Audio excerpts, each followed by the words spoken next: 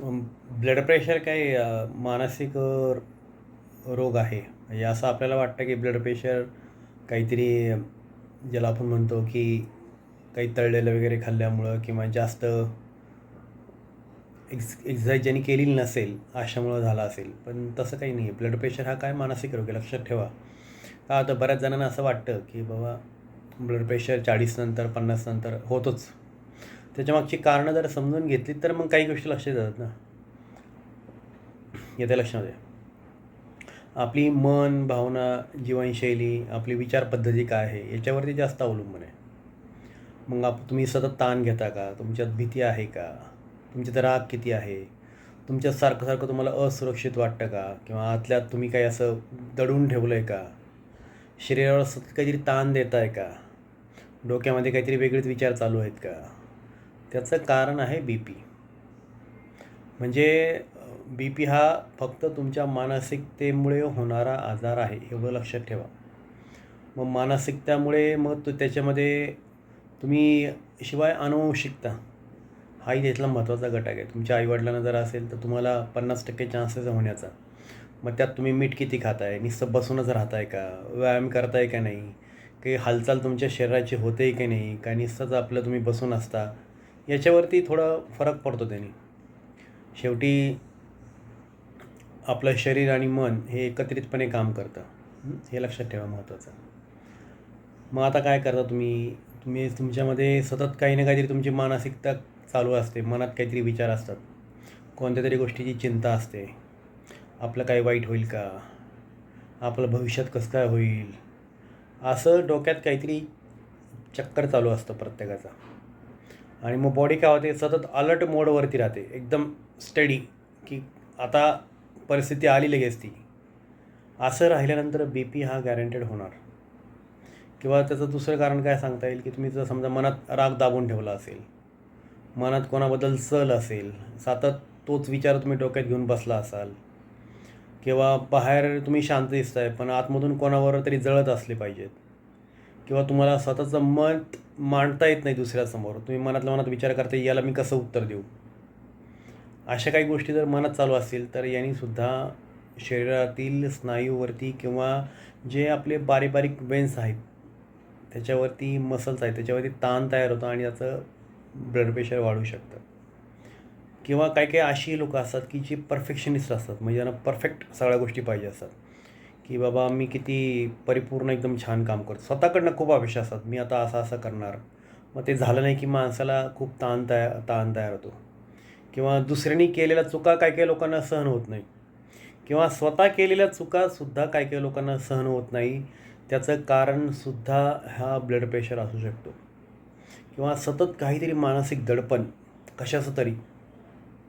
किंवा मी तर असं पाहिलेलं आहे, काही काही लोकं न्यूज चॅनल पाहतात आणि नंतर इतका त्रागा करून घेतात स्वतःच्या मनाचा, पूर्ण फॅमिलीवरती राग काढत राहतात की यांनी असं का केलं, त्या राजकारणीने असं का केलं, इकडं असं असं घडलं.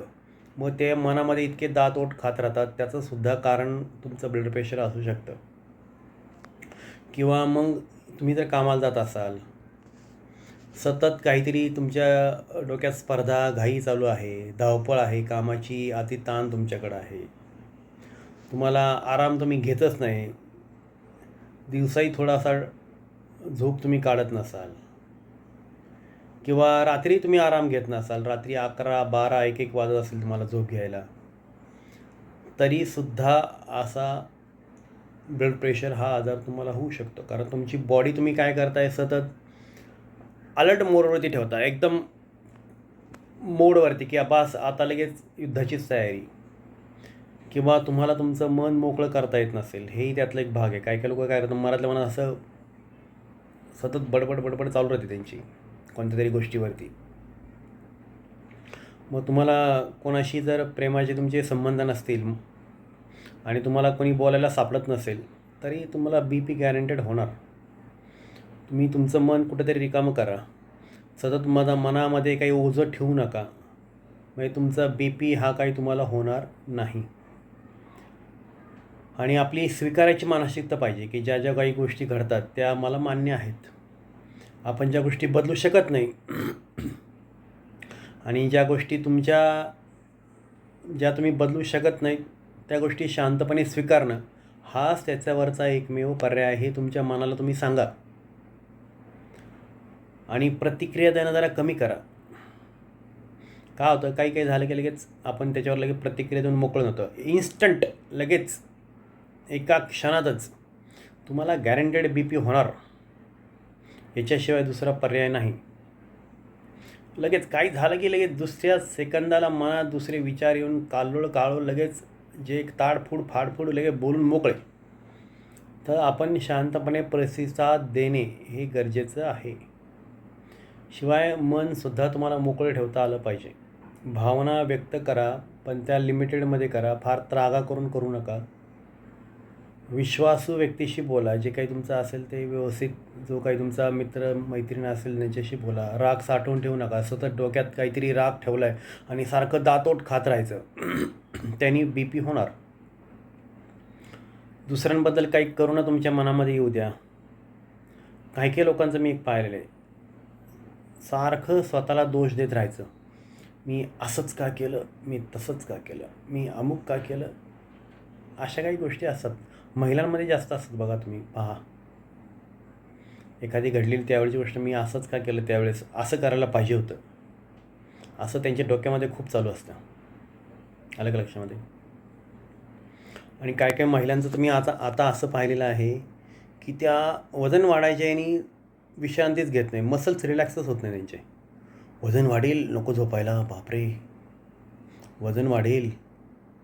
त्यांनी वजन वाढणारच तुमचं. सारखं डोक्यात काहीतरी विचार चालू ठेवलं, वजन वाढायला ते सुद्धा एक कारणच आहे शेवटी.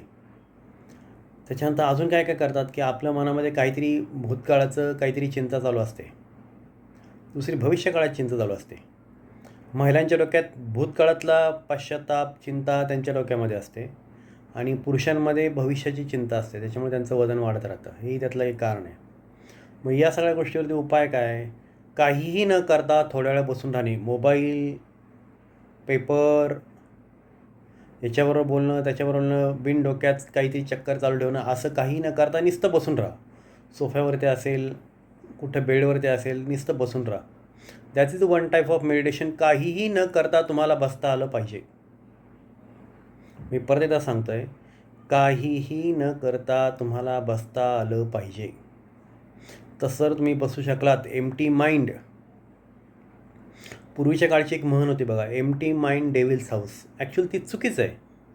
Empty hand devil's house, empty mind God house, असं ते आहे ॲक्च्युअलमध्ये. एम्प्टी माइंड कोणाला करता येत नाही. मन काय लगेच रिकामं होतं का? नाही होत. एम्प्टी माइंड कोणाचंच होत नाही. योगी लोकांचंच फक्त रिकामं मन होतं.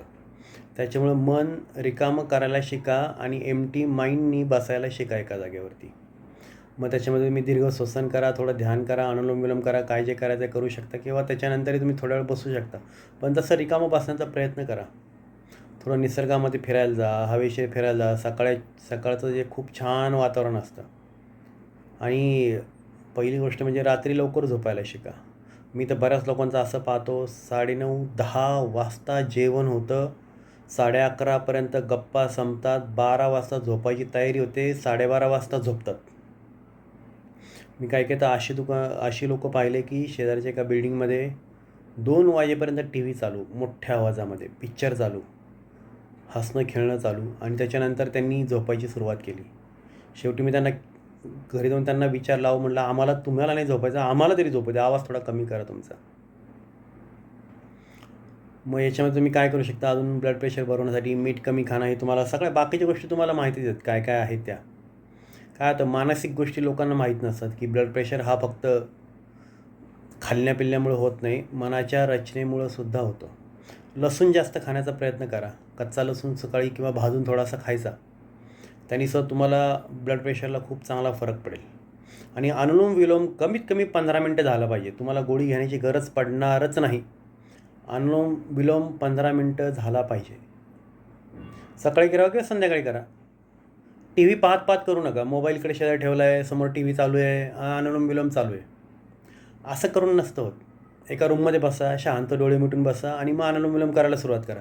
आणि तेवढ्या वेळेला सांगायचं कोणाला तरी की मला आता उठू नका, 15 मिनटं मी अनुलोम विलोम करणार आहे. असं सांगून करा. म्हणजे 4 लोक तुम्हाला घरातलं कोणी उठवायला येणार नाही. नाहीतर मग त्या करण्याला काहीच योगा फायदा नाही.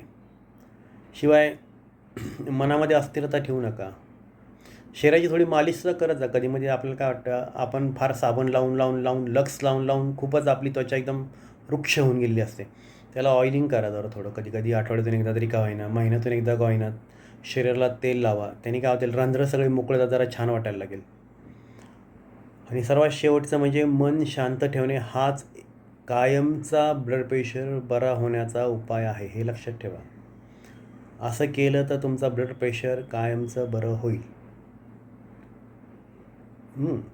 एम्प्टी माइंड गॉड हाऊस ही म्हणसुद्धा लक्षात ठेवा. आलं लक्षामध्ये? Okay, thank you.